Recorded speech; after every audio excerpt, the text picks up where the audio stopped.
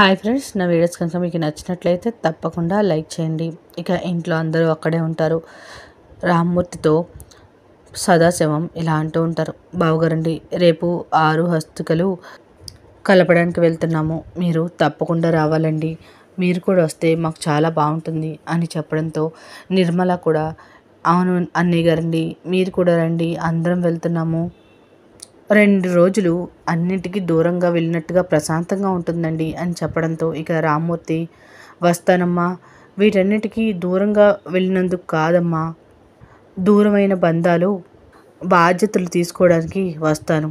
ఒక తండ్రిగా నా కూతురు హస్తికల్ని గంగలో కలిపి నా బాధ్యతని తీర్చుకోవడానికి వస్తానమ్మా అని రామ్మూర్తి చెప్పడంతో ఇక ఒక్కసారిగా మిస్ అమ్మ ఇంకా మనోహరి ఇంట్లో వాళ్ళందరూ ఫుల్గా షాక్ అయి చూస్తూ ఉంటారు.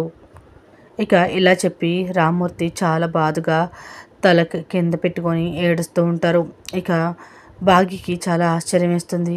ఏంటి నాన్న అలా ఉన్నారు, ఏం జరిగింది అసలు, అక్క ఆచూకి నీకేమైనా తెలిసిందా నాన్న అని చెప్పి మిస్ అమ్మ అడుగుతుంటే ఇక రామ్మూర్తి మాత్రం ఏమీ చెప్పకుండా తలని కిందకి వంచుకొని అలా చూస్తూ ఉంటారు.